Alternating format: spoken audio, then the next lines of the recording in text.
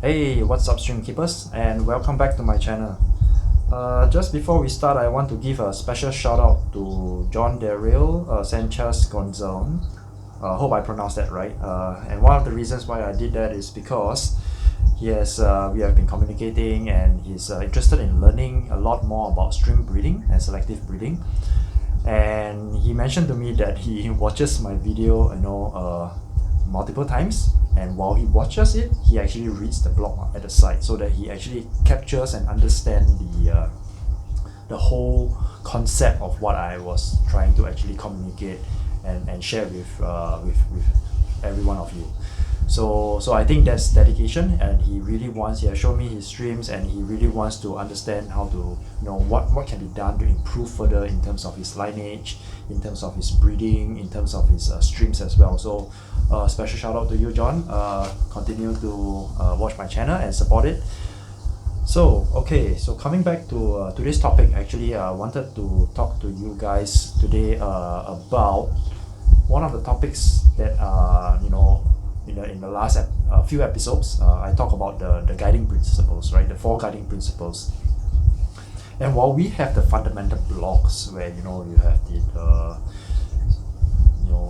your microorganisms, your soil, your filtration, and all that. So those are the building blocks to the guiding principle, right? So without a good building block, I would say that then fundamentally the guiding principles wouldn't work as well, right?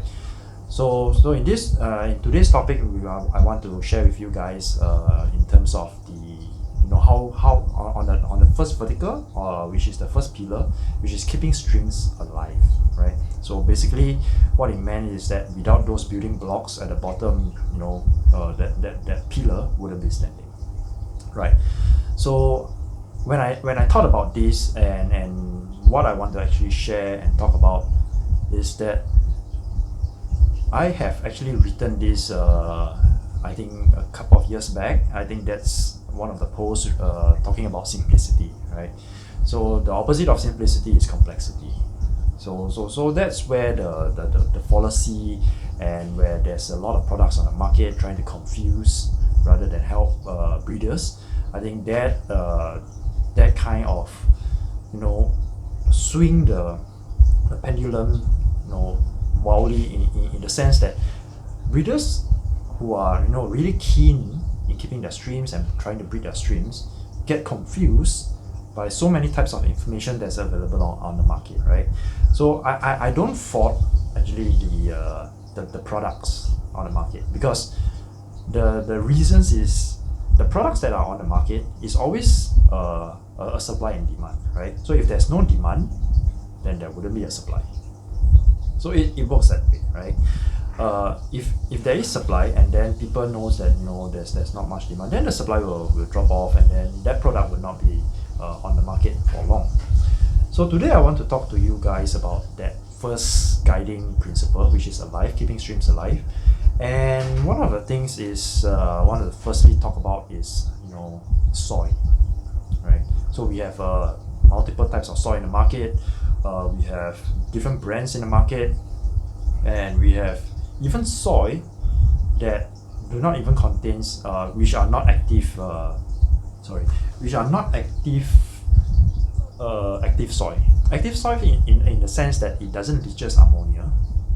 And I think I have read a lot of forum comments over the years, and understood that there are soil, like for example big brands from Japan, there are big brands from Germany.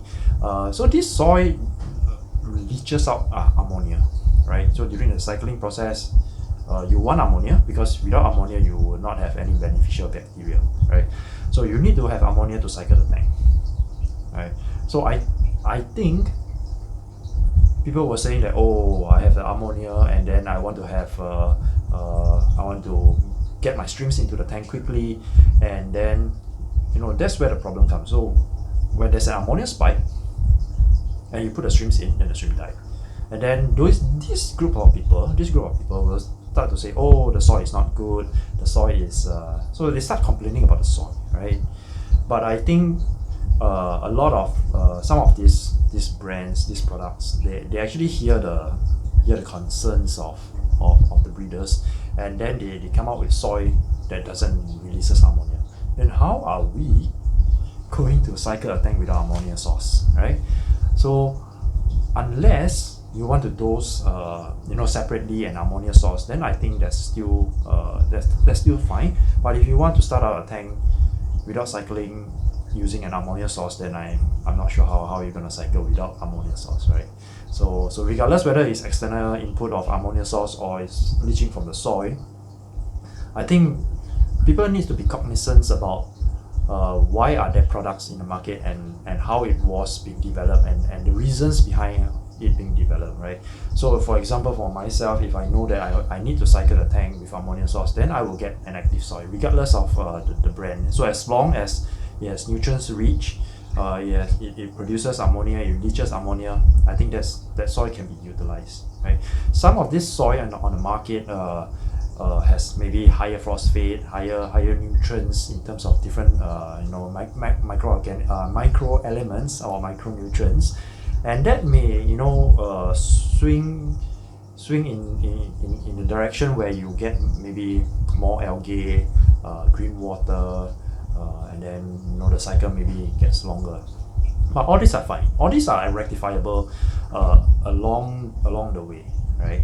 So soil is the number one thing that I think is very crucial, and is although there's a lot of soil in the market, I think one will have just to stick to one type of soil, and you have used it over multiple tanks or multiple years, and you understand the whole cycling process, 30 to 40 days, then I think it's fine. So soil is number one. So number two, which is also very simple, a very simple thing like filtration, right? Although filtration is simple, but it actually, I would even put filtration like the human heart, right? It is the main core of the entire tank. Without a good filtration, then the entire tank bound to have some issues, or the streams wouldn't do well, right? And I was thinking through this entire process, and I've tried many types of filters over the many years. So one of the things is that what I've also observed is that different breeders uses different type of filtration setup and all that. I think that's fine, right? But however, if let's say if you are very serious, like for example, if you really want to breed the streams well, I've been in contact with a lot of overseas breeders, and they are even hobbyists. They are very serious and wants to up their level, up their game. In that sense, is I think what I've observed is that the difference between a very successful breeder who is able to get above the rest a little bit more is when their filtration is well maintained and also well chosen, right? So filtration is like the heart of the tank, and it is one of the things I would say the most important, because it helps filtrate unwanted waste and all that. So there are many types of filters in the market, right? You have sponge filter, you have box filter, you have external canister, you have hang-on filter, you have a range of it. So I really think about breaking it down into two big categories. One category over here, we talk about the large breeders or the resellers, or so those are the ones that needs economic of scale, right? They need a good cheap filtration. So as long as it works for a large scale, 200, 300, 400 tanks, you cannot be buying external canister for 400 tanks. You have too many, and it will be too expensive as well. So that's where the two categories are hobbies and large breeders. So large breeders tend to have a centralized pump where you put in driven filtration that is air driven, like sponge filter, box filter, and UGF. Some of these examples where it's all air driven. So air driven filtration is advantageous in the sense that it is not as costly. So like a sponge filter is not costly, and one pump can actually pump through 9, 10 or even 20 tanks depending on the capacity of the pump. So from a large breeder standpoint, cost effectiveness is where I guess makes the most decision. However, I've also seen big breeders that uses external canisters for their tanks as well. So sponge filters are good. So I really like sponge filters, and I also really like a box like those HMF.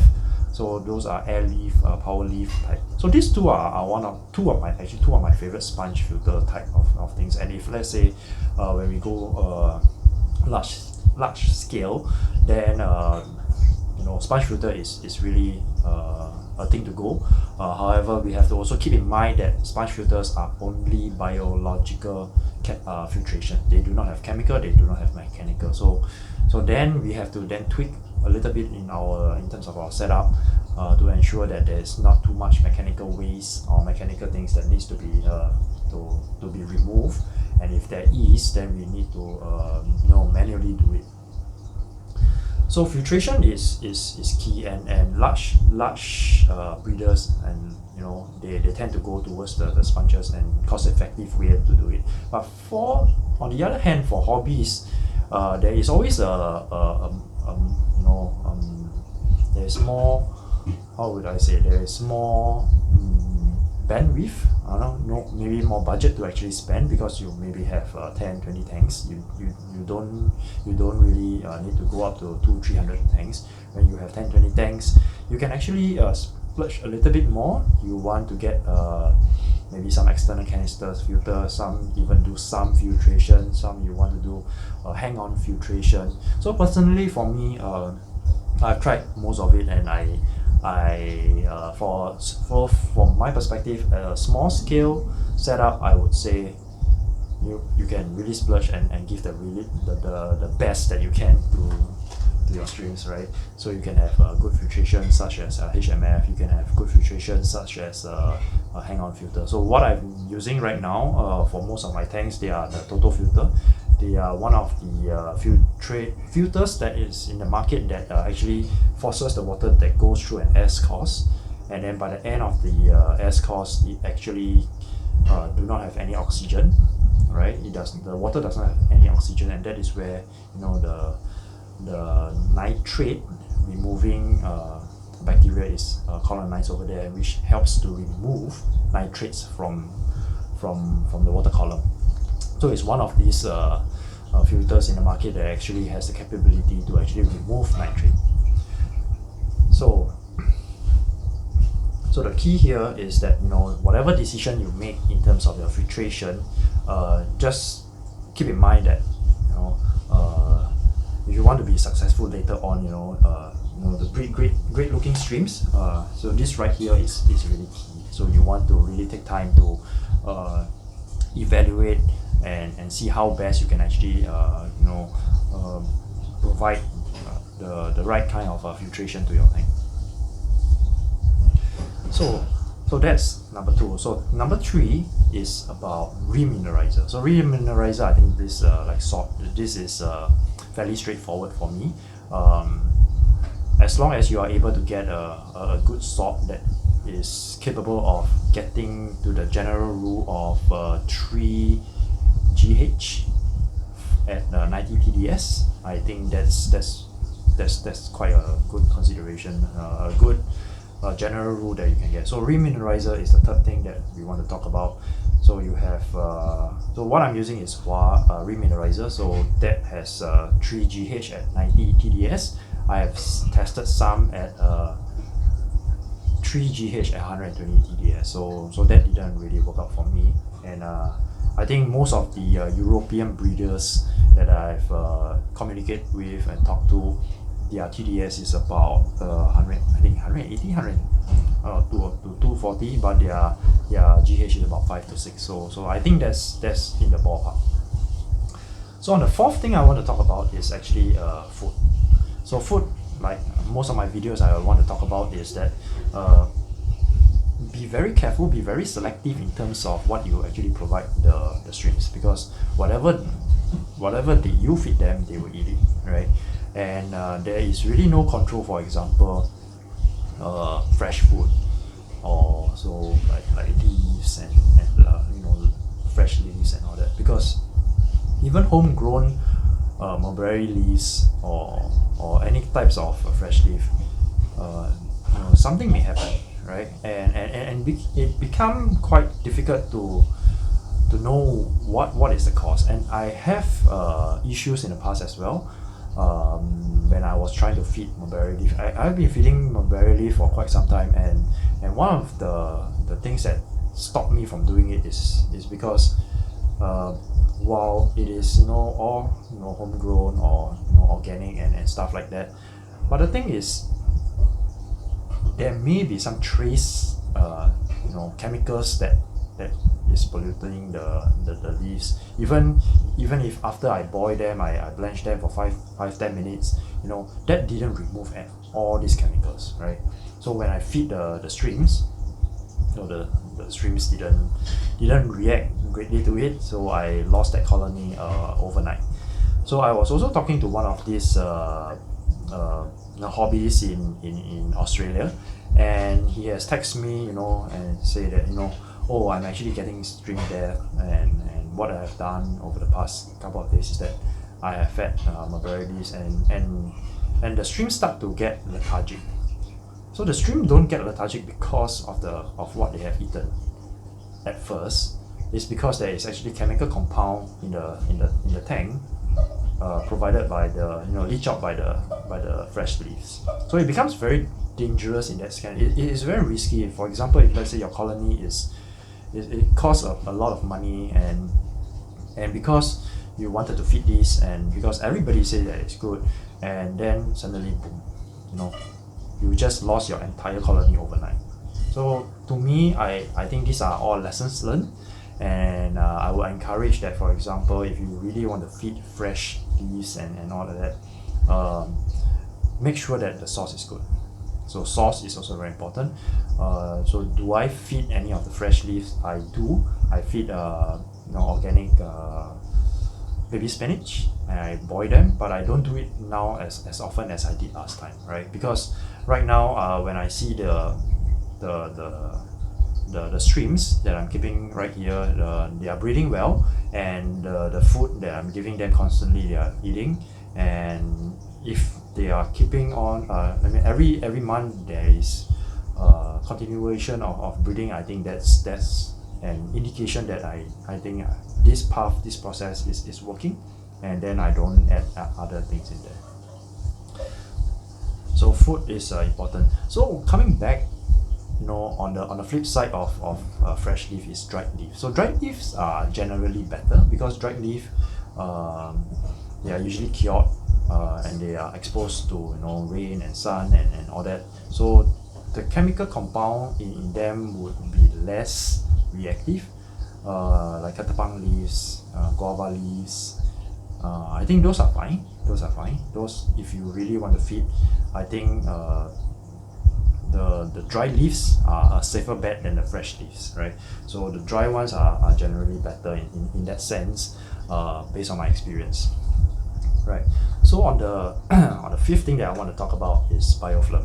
So biofilm, like katapang leaves, they also produce biofilm, and mosses, they also produce biofilm. So biofilm is one of the things that is often neglected, and it's not often talked about or understand in depth, right? So biofilm is simply just natural food for the streams that is found in the wild, right? And this can actually help a lot in terms of a breeding cycle. It helps the streams to have a continuous supplement source to actually help them settle and then bury, and continue to do that over many months. I think that's the whole goal of the hobby, to come back, to sit down there, to see them breed, see the new generation. I think that's very really fun, and rather than coming back to a colony of dead streams, right? So biofilm is one of the things that I think is being less emphasized. A lot of people are looking at food as food itself, like feeds, direct feeds, but biofilms is more like a supplement that actually holds the key to a really stable tank and successful breeding routine. So for my tanks, I usually put in the calyx ball or the loop ball depending on the number of streams and the tank size. And it's been there for usually a month. I will change them out every month, and there is always a telltale sign that the stream is going to, the female stream is going to get buried. Is when the stream is always on the calyx ball. Then I know after the mode, then they will breed. And one of the reasons is that the female streams is actually getting prepared to get buried. So they need an additional food source that can provide those nutrients for them. So katapang leaves, mosses, floating plants, sponges, and I would say calyx ball. These are actually the ones that actually helps a lot in terms of that breeding cycle. So every single month I can actually see the females getting buried again and again. So that will actually help in the long run. One of the reasons is because when you go into stage 2, stage 3, where on the guiding principle where you want to breed and then you want to start to have selective breeding and all that, you will face an uphill task if your streams are not breeding. If you would like to select, you have to select from a batch of streams that are bred out, right? So if the streams are not even breeding, then you are not able to select. So that is key. That is why the step-by-step approach is very important. So one step builds on the other. So if the first step of keeping it alive, keeping it well is done well, then you can get up to step 2, which is then to breed the streams. So when you start to breed the streams, and if the streams don't breed, then how are you going to move on to the third one, which is select? So a lot of people get stuck in between stage 2 and stage 3. That is where a lot of breeders plateau and they are unable to progress further ahead, because the whole concept is that you cannot wait for the streams to breed every 3-4 months, right? So the lifespan of the stream, let's say 1 and 2 years, right? A general 1, 2 years, some maybe 3. And their breeding period is actually very short. The duration where a female can breed gets shorter and shorter as it ages, right? So for example, if a female, which is a newly minted female, they can actually breed continuously for a few months, 6 months, 7 months, and then they stop breeding, and then they rest, and then they recuperate, and then they start breeding again. So I think we want that to happen so that we can get more and more streams. And as you go further down the line where you want to have very good streams, and then you started selecting them, you realize that the clutch size gets smaller and smaller and smaller and smaller, because it gets more and more inbred and it gets more and more difficult. So when you see a mass amount of streams, those are not really selected. So I do have, like for example, 3 tanks of PRL, and one is a very high grade PRL, and then one is a flower head that I really like, and then also a normal PRL, right? So the normal PRL, for example, in this case, always breed. They keep breeding and keep breeding and keep breeding. So it becomes very, very easy, and because it is I would say a mid-grade kind of PRL, so they can consistently breed. It's not difficult. It can keep breeding and breeding. But those that are very much higher grade ones, I apply the exact same process. They are really nicer, but they also don't breed as much. So their reluctance to breed is much higher. So they don't breed as much, and that is why all these small indications like biofilm, food type, it differentiates between success and failure. Right? If the streams don't breed, especially all those selective bred ones, if they don't breed, then you cannot have the next generation, and that's the end of it. So once the streams don't breed, that's the end of that line, right? So we have to get it to breed, and one of the reasons and one of the keys that help unlock that is actually additional biofilm, so that the streams can actually consume them and get them ready to breed. So that's something that is not often talked about more in depth, and that is also one of the reasons why some breeders get stuck at stage 2 or stage 3, where they still can select, but then after a while they realize that either the streams don't look better. If you do like brothers and sisters, you're actually basically maintaining the line. You're not actually improving the line at all. They can continue to breed, but then I think one of the challenges over here for stream breeding is that you want to improve your streams, right? You want to get to a higher ranking, you want to get a higher points, you grade yourself, and then you see, okay, how much more can I get out of the next streamlets. So that's number 5. So number 6 is actually bacteria products. I would say that it's entirely optional to individuals. Bacteria products, that has been, there's a lot of bacteria products in the market. I generally think that a more natural one, like those from I call it natto base, which is actually a Japanese method of fermenting the soya beans. So those are the ones that I would think that is quite useful, and every water change you just add those plastic stirrer spoon, you just add one to it, and I think that's perfectly fine. So the long and short of it, I know this video became very long, is that keeping the streams alive is it may sound easy, but there's a lot of complexity behind it, because I think there's too many products in the market. There are too many people talking about this, talking about that. There's no you really don't understand what is behind why they say these kind of things. And then of course the need to quickly get things cycled in the tank did not actually help much. So actually I was just browsing through some of these website content, and I realized that actually Duke University made a study around cycling of tank, and you can actually read it in the link description below. It really entails everything that I have been trying to share with you guys about cycling tank. If you want to speed it up, you have to use an established media and stuff like that. So cycling tanks, these are all science, right? So Duke University, I think they did a very good job in terms of what I call the hard parameters of cycling a tank, right? The hard parameters. But on the other side of things, like the soft parameters, the microorganism, the floating plants, the filtration, the microorganisms, and the biofilm, these are the soft components of cycling of a tank that hasn't been touched on, and I think those are as important, if not even more important, than the hard parameters, the hard elements where you can measure your pH, your GH, your KH, your TDS. So all these can be measured. Those hard elements are easy to measure, and that is also easily achievable, right? Attainable, because you can actually measure and then you get the result. It's cause and effect.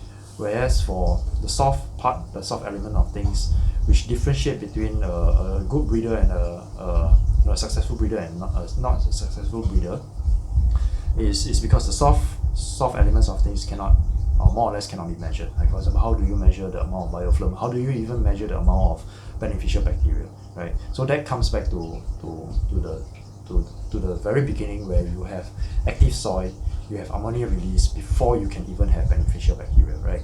So there are many things that got complicated. I think people make it more complex than it should, but as long as you have if you follow those steps, you have those like your soil, your filtration, your remineralizer, your food, your biofilm, and of course some of the bacterial products. And I think in general, let the process run, let nature take its course, let the filtration do everything, let the soil do everything, let the tank settle, let the tank cycle, and then you put the streams in, and then you start to enjoy them, and then you start to learn about the next step, right? So once you have mastered really mastered the first step, then you will be able to really enjoy the second and third step. So I know this video is a bit long, so thanks for listening in. Appreciate the encouragement, the help, and the support thus far. If you like my video, please remember to give a thumbs up and subscribe to my channel. Peace out.